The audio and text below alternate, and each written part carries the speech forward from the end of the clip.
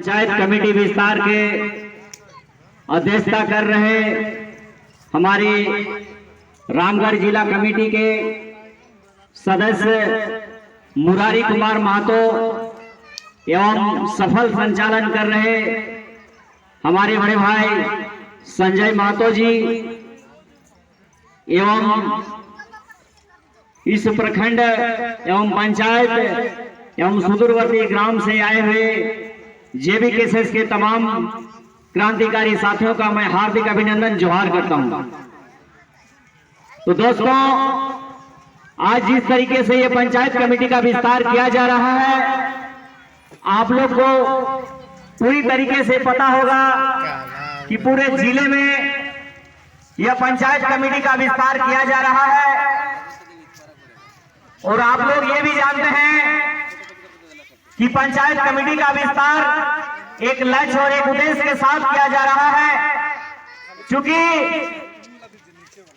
मात्र कुछ महीनों के बाद हमारे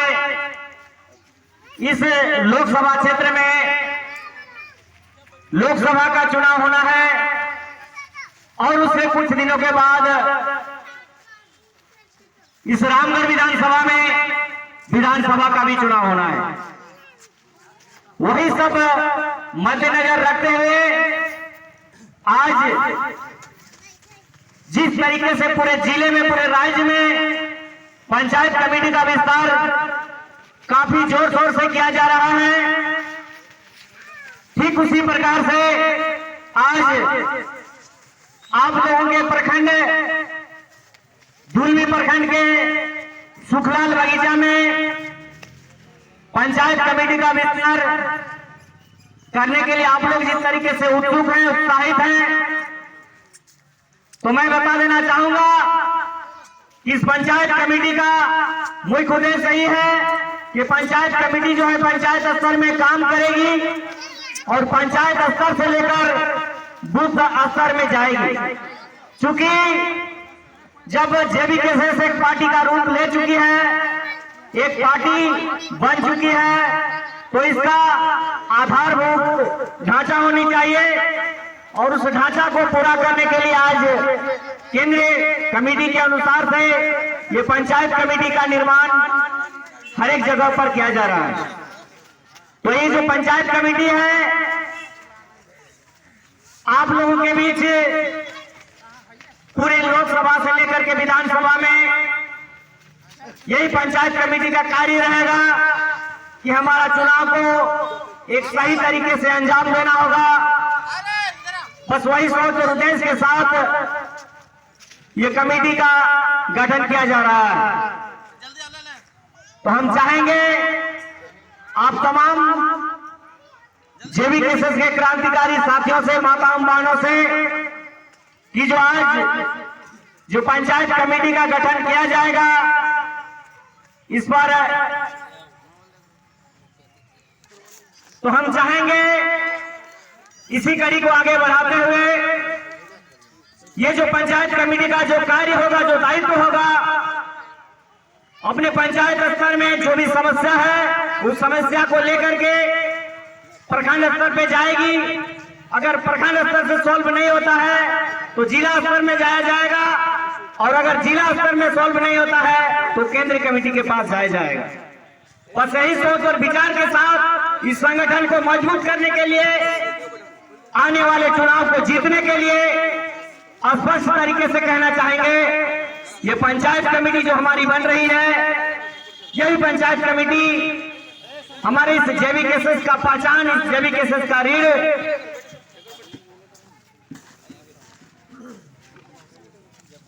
और एक और भी हमारे जेबीकेएसएस के साथी हजारीबाग से चलकर सूरज कुमार जी हमारे इस मंच पर उपस्थित हैं। इस कमेटी की ओर से, दुलमी प्रखंड की ओर से उनका भी इस कार्यक्रम में हार्दिक अभिनंदन, स्वागत है। तो दोस्तों, इसी कड़ी में हम आगे बढ़ते हुए यही कहना चाहेंगे कि जो पंचायत कमेटी विस्तार हो रही है, ये पंचायत कमेटी आने वाले चुनाव को सफल तरीके से, चुनाव जीतने के लिए, चुनाव को सफल बनाने के लिए नहीं, चुनाव को जीतने के लिए इतना जोर जोर से कार्य किया जा रहा है। तो मैं कहना चाहूंगा अब जेबी केसेस की और जेबी केसेस की कुछ बात को लेकर के कि आप लोगों को पता ही होगा हमारे राज्य में इतनी पार्टियां होने के बावजूद भी आज जेबी केसेस का जन्म हुआ है और जेबी केसेस पूरे राज्य में कार्य कर रही है, लोगों को जगा रही है, लोगों को जागरूक कर रही है। तो कहीं ना कहीं इस राज्य के साथ दुर्भाग्य है कि आज 23 वर्ष के कालखंड में इस राज्य को कोई नीति नहीं मिला, कोई नियम नहीं मिला। चालू कर लो। इस राज्य का कौन है, झारखंड का कौन है, इसको कोई पहचान नहीं मिला। आप लोग देख रहे हैं जिस तरीके से हमारे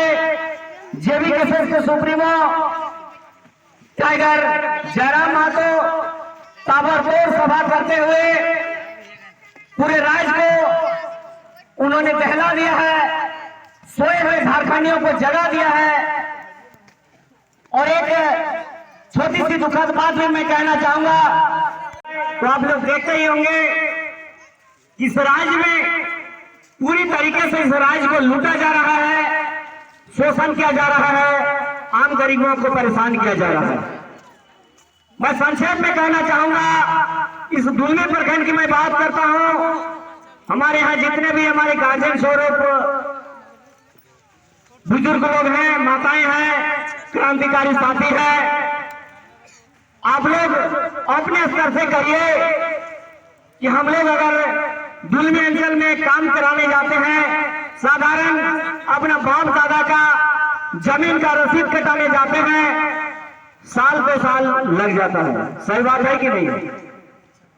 अगर अपना आजा दादा के नाम से मेरा जमीन है, मेरा खतियानी जमीन है, लेकिन उसका रसीद कटाने के लिए हमको 9 दिया तेल जल जाता है। इससे दुखद बात क्या हो सकती है? अभी देखिएगा हमारे अस्पताल में, सरकारी अस्पताल जो है, रामगढ़ हो या गोला प्रखंड हो या दुलमी हो या चितरपुर हो या मांडू हो, कहीं पर भी आप जाइए समुचित इलाज की व्यवस्था नहीं होती है। बहुत ज्यादा बीमारी की बात हम अपेक्षा तो नहीं करेंगे, लेकिन हम यही कहेंगे कि गर्भवती महिला के लिए समुचित इलाज का व्यवस्था नहीं है। जिस तरीके से सामुदायिक अस्पताल खोला है, इस तरीके प्रखंड लेवल के अस्पताल में अभी तक अल्ट्रासाउंड का व्यवस्था नहीं है। और खास करके गर्भवती महिलाओं के लिए अल्ट्रासाउंड कराने के लिए 1000 से 1200 रुपया प्राइवेट में खर्च करना पड़ता है। तो आप लोग सोच सकते हैं कि 23 वर्ष का राज्य हो जाने के बावजूद आज हम लोग के पास प्रखंड लेवल के सरकारी अस्पताल में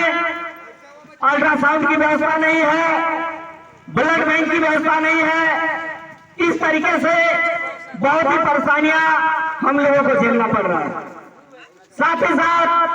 आप लोग गौर करिएगा, हमारे जो सरकारी स्कूल हैं, इस सरकारी स्कूल सब में अगर देखा जाए तो केवल जो भी सरकारें आती है केवल स्कूल का रंग बदलता है और पढ़ने वाले बच्चियों का ड्रेस बदलता है। बाकी देखने जाइएगा तो सरकारी स्कूल को अगर कहा जाए तो ये सरकारी स्कूल नहीं, संक्षेप में अगर हम चाहें तो इसको सरकारी स्कूल कहा जाए तो वो भी सूट कर सकता है। जितने भी बच्चे हमारे जाते हैं, हमेशा जाने के बाद उन लोगों को खाना में नजर रहता है, बैग में किताब हो या ना हो, लेकिन एक थाली और बर्तन लेके सभी बच्चे जाते हैं। बस वही हमारी सरकार की जो सुविधा है उसी में अपना पीठ सता रही है। और स्पष्ट तरीके कहना चाहेंगे तो हमारे सरकारी स्कूल में ढंग का पढ़ाई नहीं होता है, बच्चों को अच्छी शिक्षा नहीं मिल पाती है। कारण आज हमारे इस राज्य में पढ़े लिखे बेरोजगार नौजवान लोग घूम रहे हैं। इस तरीके से शिक्षा दिया जाता है, केवल अगर कहा जाए तो इसमें डिग्रियां मिलती है और डिग्रियों के बावजूद ऐसा कोई गुणवत्तापूर्ण शिक्षा के अभाव में कोई भी कंपटीशन में नहीं निकाल पाते। साथ साथ और दुखद बात है, अगर देखा जाए तो आप लोग अभी व्हाट्सएप, फेसबुक और सोशल मीडिया, न्यूज के माध्यम से, अखबार के माध्यम से आप लोग देखते होंगे कि जितनी भी नौकरियां आ रही है ज्यादातर बाहरी लोग हमारे इस राज्य में हावी है। सेटिंग गेटिंग का प्रक्रिया चल रहा है, घूसखोरी का प्रक्रिया चल रहा है, जिनके बदौलत जो है आज 1-2 महीना से पहले जिस तरीके से हम लोगों के बीच में लैब टीचर लोग का बहाली हुआ और 850 बहाली में इस राज्य में कहिएगा तो 800 जो है दूसरे राज्य के विद्यार्थियों ने यहाँ पर कब्जा जमाया और मात्र जो है 40 से 50 विद्यार्थी जो है इस राज्य के उस शिक्षक की बहाली में अपना योगदान दे पाए, अपना नौकरी ले पाए। इसलिए मैं तमाम लोगों से यही कहना चाहूंगा, जिस तरीके से